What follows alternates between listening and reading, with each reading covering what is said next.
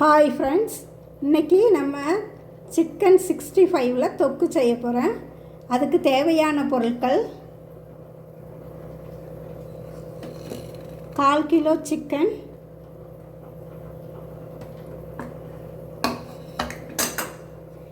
இஞ்சி பூண்டு பேஸ்ட்டு,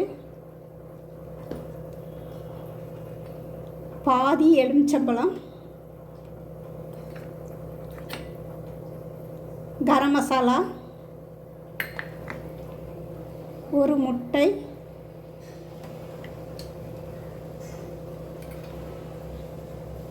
மஞ்சள் பொடி,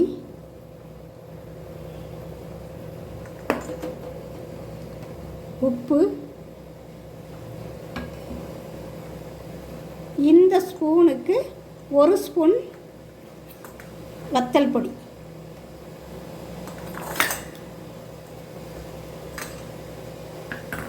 இந்த ஸ்பூனுக்கு 2 ஸ்பூன் மைதா மாவு, அதே ஸ்பூனுக்கு 3/4 ஸ்பூன் அரிசி மாவு,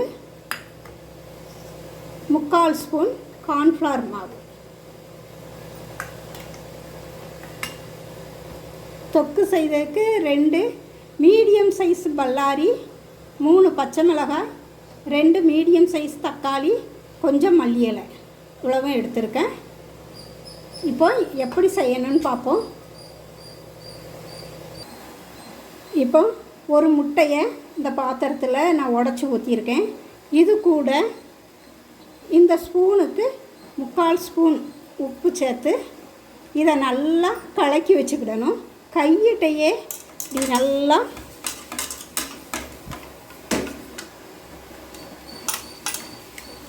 அப்போதான் இது நல்லா இந்த முட்டை சிக்கனில் இல்லை மசாலா எல்லாம் கலந்து சிக்கனில் நல்லா பிடிக்கும். அதனால் கையிட்ட உப்பையும் சேர்த்து நல்லா முட்டையை கலக்கி வச்சுக்கிடணும்.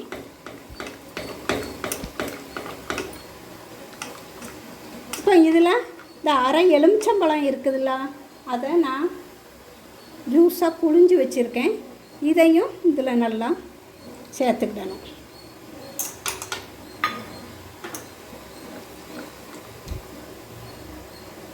இப்போ முட்டையில் உள்ள மஞ்சக்கரு, வெள்ளைக்கரு, உப்பு, எலுமிச்சம்பழம் எல்லாம் ஒன்றா சேர்ந்துட்டு இப்போ இந்த நம்ம எடுத்து வச்சுருக்க மாவு, மைதா மாவு, கார்ன்ஃப்ளவர் மாவு, அரிசி மாவு, இந்த 3 மாவையும் சேர்த்து மசாலா பொடி அவ்வளோத்தையும் சேர்த்து நம்ம கலக்க போகிறோம். இது மைதா மாவு,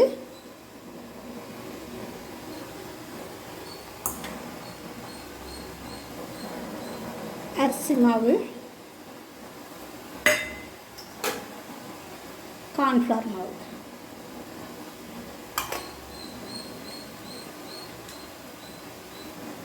வத்தல் பொடி,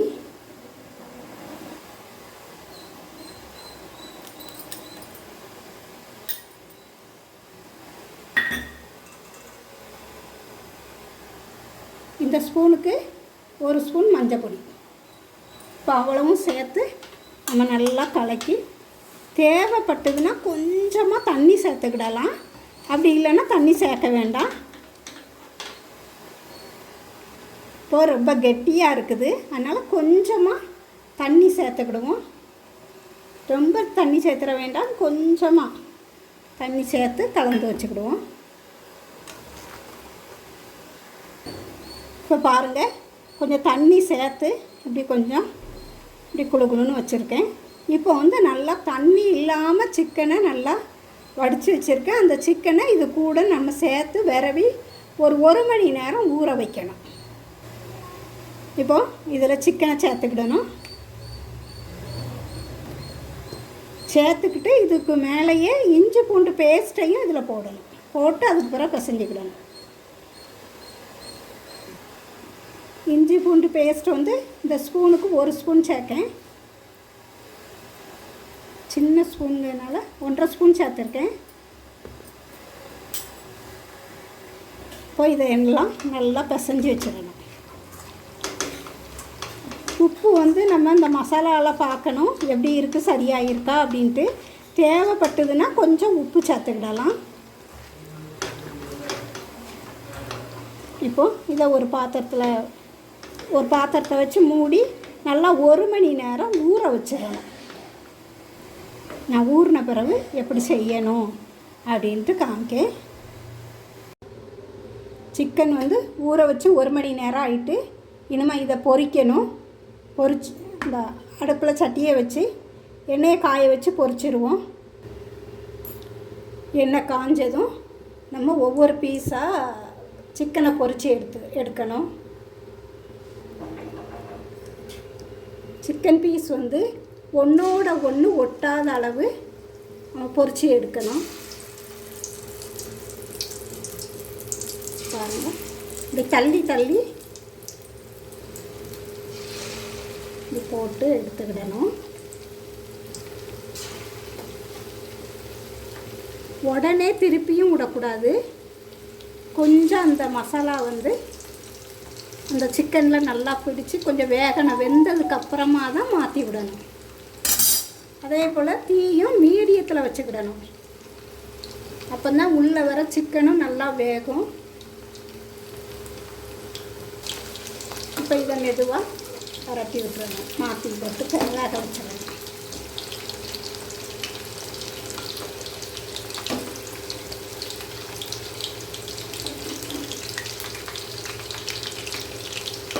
தீ வந்து மீடியத்தில் தான் இருக்கணும். ரொம்ப ஸ்லிம்லேயும் வச்சிடக்கூடாது. அதே போல் ஹையாக ஃபுல் ஸ்பீட்லேயும் வச்சிடக்கூடாது.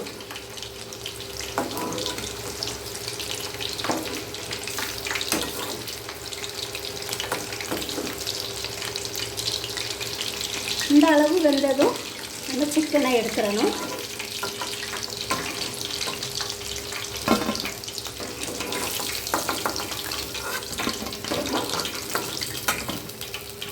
அடுத்தால இதே போல போட்டு மீதி இருக்க சிக்கனையும் பொரித்து எடுத்துடுவோம்.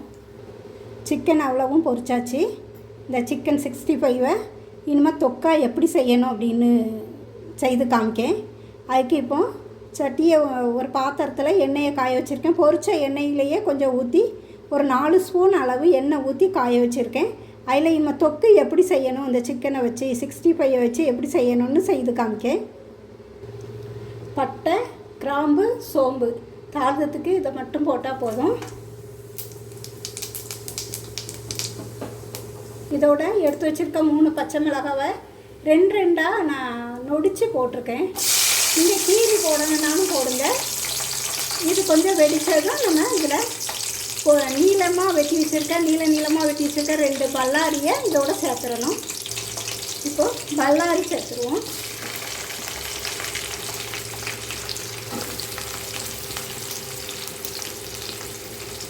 இப்போ இது நல்லா வதங்கணும். நல்லா வதங்கினா தான் நல்லா டேஸ்ட்டு கொடுக்கும். 80-90% வதங்கணும். தீயை வந்து மீடியத்திலே வச்சுக்கிடணும்.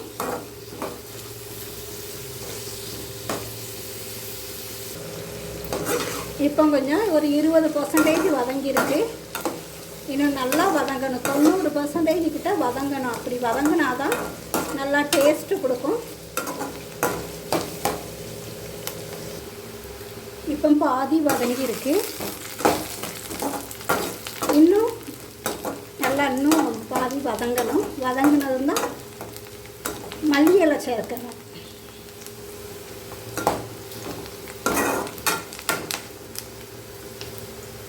பாருங்கள், இன்னும் கொஞ்சம் வதங்கணும். இன்னும் கொஞ்சம் வதங்கினா போதும்.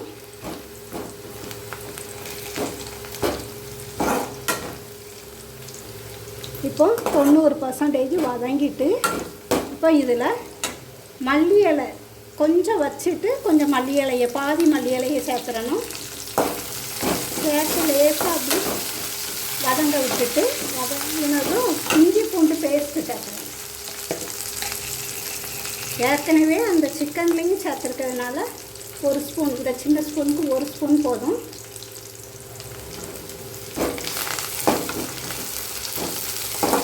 இப்போ தக்காளி இதோட சேர்த்து தக்காளியை இதோடு சேர்த்து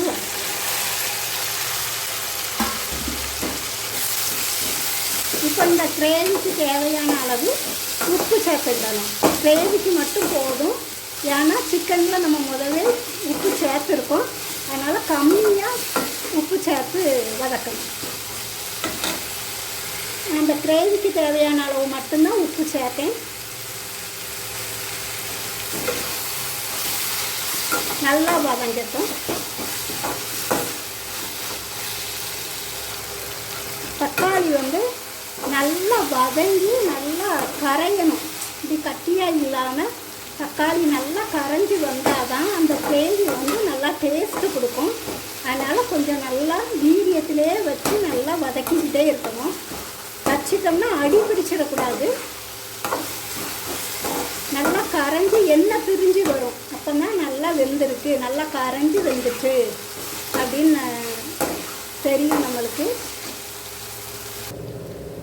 இப்போ நல்லா தக்காளி வதங்கிட்டு இந்த ஸ்டேஜில் எடுத்து வச்சுருக்கேன் இந்த கரம் மசாலா 1 ஸ்பூன் எடுத்து வச்சுருக்கேன். அதையும் சேர்த்து இந்த சின்ன டம்ளருக்கு ஒரு அரை டம்ளர் தண்ணியும் இதில் சேர்த்து கொதிக்க விடணும். மசாலா அதோடு நல்லா சேரணும்.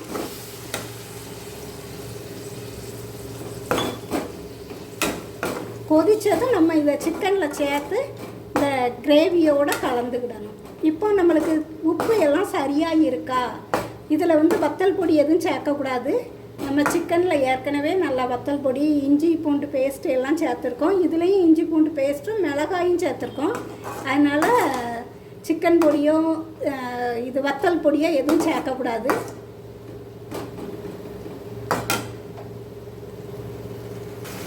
உப்பு பார்த்தேன், உப்பு காணாது. அதனால் திரும்ப ஒரு 1/4 ஸ்பூன் அளவு உப்பு சேர்த்துக்கிடுவேன்.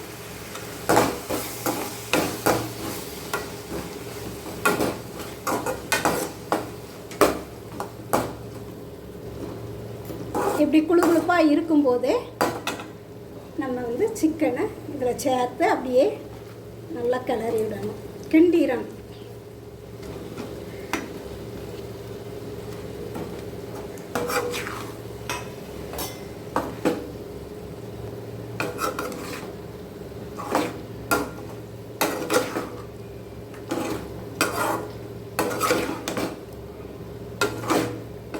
செய்து பாருங்கள். உங்கள் வீடுகளில் பிள்ளைங்க வந்து நல்லா விரும்பி சாப்பிடுவாங்க. நம்ம சிக்கன் பொரிச்சு வச்சுருந்தோம்னா 65 அப்படி இருந்தாலும் பிள்ளைங்களுக்கு கொடுக்கலாம், நல்லா விரும்பி சாப்பிடுவாங்க. அப்படியே நானும் சாப்பிடலாம். இப்படி செய்து சாப்பிடும்போது அதை விட நல்லா டேஸ்ட்டாக இருக்கும்.